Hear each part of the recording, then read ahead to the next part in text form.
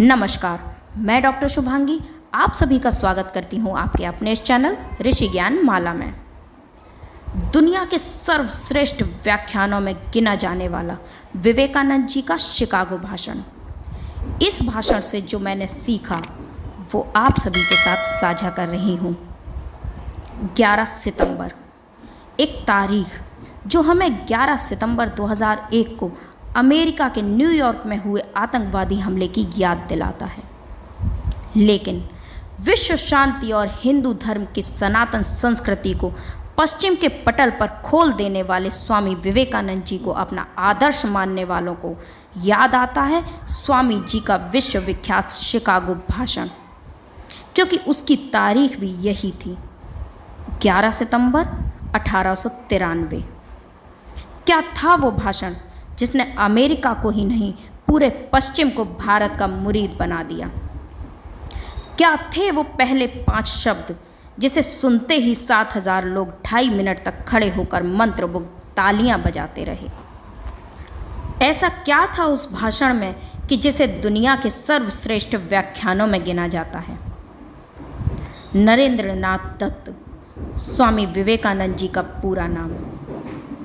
11 सितंबर, यही वो तारीख थी जब भारत के एक सन्यासी ने पश्चिम के सूट बूट वाले बड़े बड़े विद्वानों को बौना साबित कर दिया था। सनातन संस्कृति के एक संदेशवाहक ने भारत को विश्व गुरु के रूप में पुनर्स्थापित कर दिया था। 11 सितंबर को हम न्यूयॉर्क के लिए नहीं, शिकागो के लिए याद करेंगे। विध्वंस के लिए नहीं, विश्व शांति के लिए याद करेंगे। आतंकवाद के लिए नहीं, सनातन संवाद के लिए याद करेंगे। तो आइए चलते हैं 128 साल पहले अमेरिका का घनी आबादी वाला शहर शिकागो के विश्व धर्म संसद में। पूरी दुनिया से आए अलग अलग धर्म के प्रतिनिधि और भारत का एक युवा तपस्वी स्वामी विवेकानंद। मौका तो था धर्म पर विचार विमर्श का, लेकिन दूसरों को छोटा और खुद को बड़ा समझने वाली पश्चिमी संस्कृति सैकड़ों विद्वानों के बीच बैठे हुए विवेकानंद का मजाक उड़ा रही थी। उनके कपड़े सूट बूट वाले विद्वानों से मेल नहीं खा रहे थे। उनके मस्तक पर ज्ञान का तेज तो था, लेकिन अहंकार नहीं था। स्वामी जी सभा में निश्चिंत बैठे थे और अलग अलग धर्म के विद्वानों को एकाग्र होकर सुन रहे थे। लोग अलग थे, धर्म अलग थे, पर दावा सभी का एक ही था कि मेरे धर्म जैसा कोई धर्म नहीं, मेरे सिद्धांत जैसा कोई सिद्धांत नहीं और मेरे वंश जैसा कोई वंश नहीं। थोड़ी देर बाद विश्व धर्म संसद में स्वामी विवेकानंद जी का नाम पुकारा गया। उस समय उनकी उम्र थी 30 साल। 30 वर्ष का ज्योतिपुंज था, ज्ञान पुष्प का सुरभि कुंज था। मस्तक पर अरुणिम थी रेखा, चकित रह गया जिसने देखा। शब्द सुदर्शन धारी था वो, देवदूत अवतारी था वो। स्वामी जी अकेले नहीं आए थे, वे अपने साथ सनातन संस्कृति और लाखों वर्षों का इतिहास लेकर मंच पर आए थे।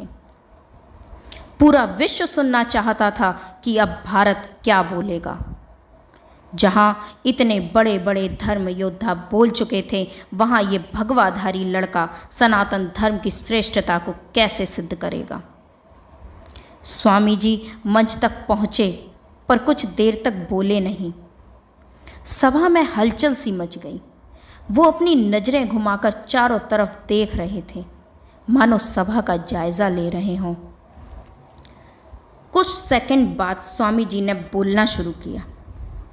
उन्होंने जो पहले 5 शब्द बोले, उसे सुनकर 7000 लोग खड़े होकर लगभग 2.5 मिनट तक तालियां बजाते रहे। उन 5 शब्दों ने अगले 500 वर्षों के लिए पश्चिम में सनातन सभ्यता का ध्वज गाड़ दिया। वो 5 शब्द पूरी दुनिया के लिए विश्व बंधुत्व का संदेश बनकर गूंज उठे और आज तक गूंज रहे हैं। शिकागो के धर्म संसद में विवेकानंद के पहले 5 शब्द थे, sisters and brothers of America. America के भाइयों और बहनों, 7,000 लोग मंत्रमुग्ध रह गए, जैसे ईश्वर की कोई वाणी सुन ली हो, जैसे कोई आकाशवाणी हो गई हो। 2.5 मिनट तक तालियां गूंज रही थीं, जबकि अभी तो स्वामी जी ने कुछ कहा ही नहीं था। ये शब्द इतने मर्मस्पर्शी इसलिए हो गए क्योंकि ये किसी साधारण मनुष्य के मुख से नहीं, सनातन धर्म की मूल संस्कृति से उपजे थे। अयम निजः परो वेदी गणना लघु चेतसाम उदार चरिता नाम तु वासुधैव कुटुंबकम। महोपनिषद अध्याय 4 श्लोक संख्या 71। ये अपना भाई है, ये अपना भाई नहीं है। इस तरह की गणना छोटे हृदय वाले करते हैं, बड़े हृदय वाले तो संपूर्ण विश्व को अपना कुटुंब मानते हैं। अपने देश या सीमित सीमाओं के बाद लोगों को पराया मानने वाले पश्चिमी समाज के लोगों के लिए ये 5 शब्द एक कल्चरल शॉक की तरह झकझोर गए।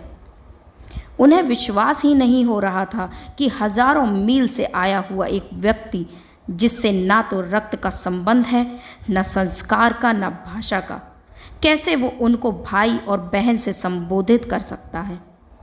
यही वो रहस्य है जिसे बड़े से बड़े बुद्धिजीवी नहीं समझ पाए कि कैसे हम भारतीय परायों को भी अपना बना लेते हैं। वसुधैव कुटुंबकम हमारी संस्कृति थी और रहनी चाहिए। काले गोरे का भेद नहीं, हर दिल से हमारा नाता है। कुछ और ना आता हो हमको, हमें प्यार निभाना आता है। जीते हो किसी ने देश तो क्या, हमने तो दिलों को जीता है। जहाँ राम अभी तक है नर में, नारी में अभी तक सीता है। उन 5 शब्दों के बाद स्वामी जी धारा प्रवाह हो गए।